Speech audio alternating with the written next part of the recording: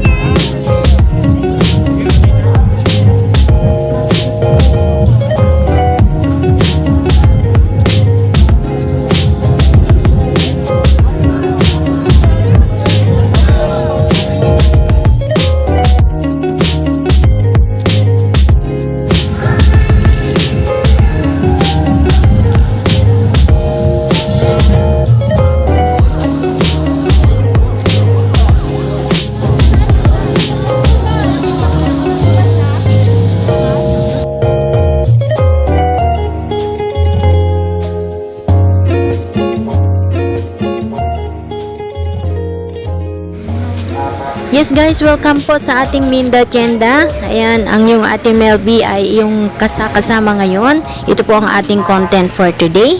At sa mga di pa po nakakaalam, Minda means Mindanao Development Authority. So, tara muna mga kababayan. Ayun, ang daming durian. So, ayan guys, nandito na tayo sa Bonifacio Shrine. Ito po yung pinaka-exit niya. So, pupunta tayo sa entrance po. Yan, sa may Salakut Guard House ang ating entrance. Alas 2 na. Pasok na kami kanina, lumabas lang kami. Kumain lang. Coffee shop. Kaso mainit pa rin.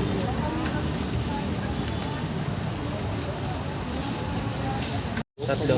Tama kasi tatlo isang plastic siya. Oh? At yan mga kababayan, nakita natin nandito rin pala si Joaquin Dumogoso. Ayan, ang isang matini idol na mas kilala sa TV screen na JD. Ayan po, siya po ang anak ni Mayor Isko. Ayun, like father, like son. Habang busy po na nagpapaselfie si Mayor sa iba, ayan, marami din po ang nagpapaselfie kay JD.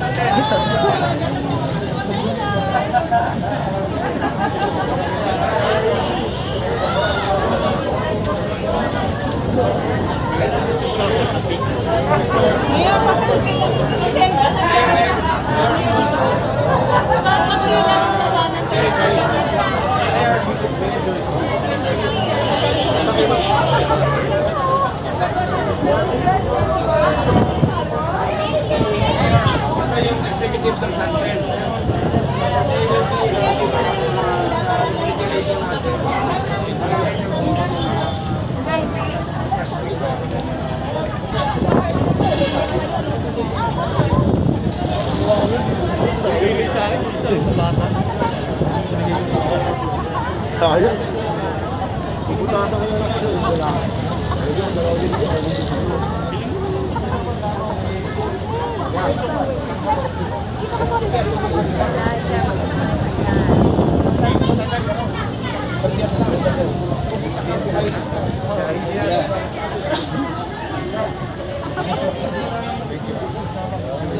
Picture with the mayor? Picture nga tayo, Mayor. Picture. Halika dito. Hindi ka po patataan. Hindi ko.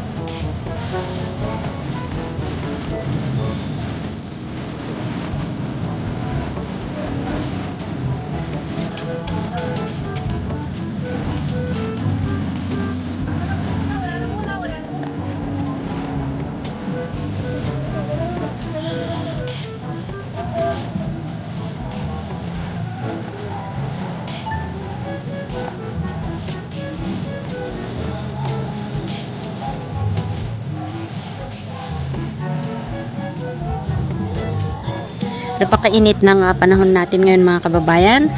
Showbiz na showbiz po ang ating panahon ngayon. Sing-init po ng presensya ng ating mahal na mayor si Isko Moreno Dumagoso.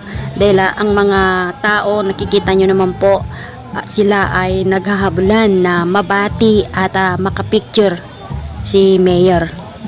Ganon din po sa kanyang anak na si Joaquin, si JD. Ang ating mahal na mayor, si Isko Moreno, ay ipinanganak noong October 24, 1974. At kung sasumahin natin, ngayon ay year 2020 na. So 46 years old na po ang ating pang 22 na mayor ng lungsod ng Maynila. At yun nga mga kababayan, siya ang sumunod na presidente after Joseph Estrada. At itong si JD mga kababayan, kitang-kita nyo po, kaparehas po siya ng kanyang ama na si Mayor. Malugod po siyang nagpapaunlak na makaselfie siya ng kanyang mga fans. Ayan po.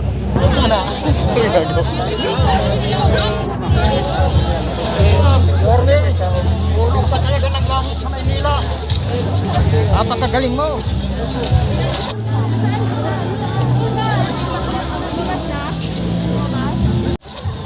Siguradong pagod nito si Mayor mga kababayan dahil kitang-kita niyo naman yung mga nangangahabol sa kanya, photographer, media. Tapos ayan, si Trending na Andres, hinahabol din siya. Ayun, nakabalik na po sa Manila City Hall ang ating mayor, kaya dito naman tayo sa ating mga tiyangge. Ito naman yung Tiangge ng Barabaras.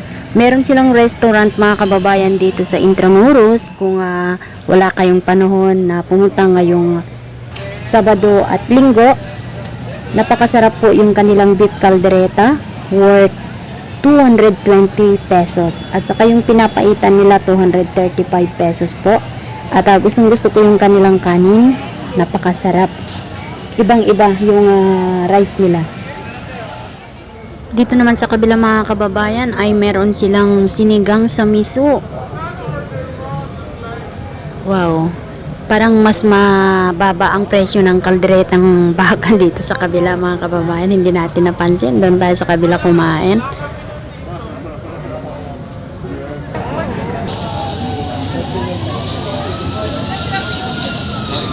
Gabi na mga kababayan pero marami pa rin po ang namimili. Ayan. Ayan, lahat po ng mga mamimili may bit. Ito puno kanina. Ayan, ubos na po. Malalaking isda. 1971 man.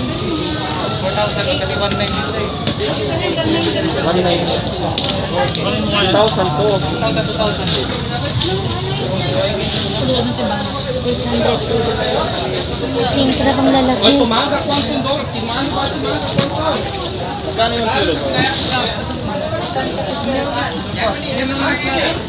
Ito yung Tiangge na napansin ko na napakamura po yung kanyang mga prutas mga kababayan. At marami na rin silang nabenta. Kaninang umaga punong-puno po ito. Ayan, ubos na yung mangga nila. Ayan, kung pansinin nyo po, gabi na pero marami pa rin ang namimili. Almost 9 o'clock na po mga kababayan. Maliban sa mangga, mabenta din po ang kanilang durian. Ayun. Napakarami po pinipilahan ng mga tao itong durian nila.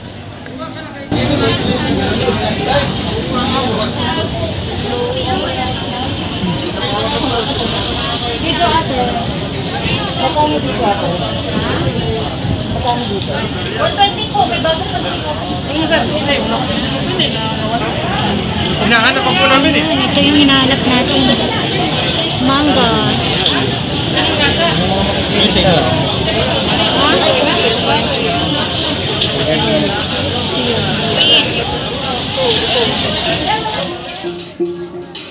Yan po ang ganap ngayong Friday mga kababayan at nag-enjoy ako sa pamimili ng mga prutas kaya't iniimbitahan ko rin po kayo na dumalaw ngayong Sabado at Linggo nang makita nyo rin po at ma-enjoy itong tulad nitong programa na ipinapamalas ngayon ng ating mga kabataan. Sineshare po nila ang kanilang talento sa pagsayaw.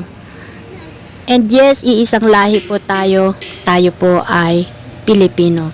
So let's support our local farmers sa Mindanao. Kita-kits tayo ulit bukas mga kababayan.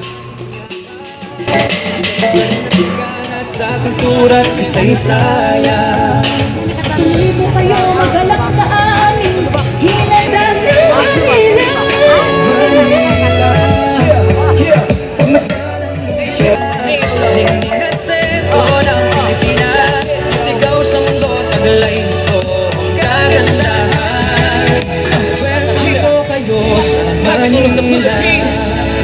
together, bringing home to a country we call Naglalayo na, patayo ng pangarap. Ako at ikaw, parang magkagarang gusali na nakatanaw. Bawat misyon at likhiin, bahagi ng kasaysayan ng buko sa Pilipinas. Sayag na sa ibang bayan, tuklasin ng kasaysayan sa Diyos na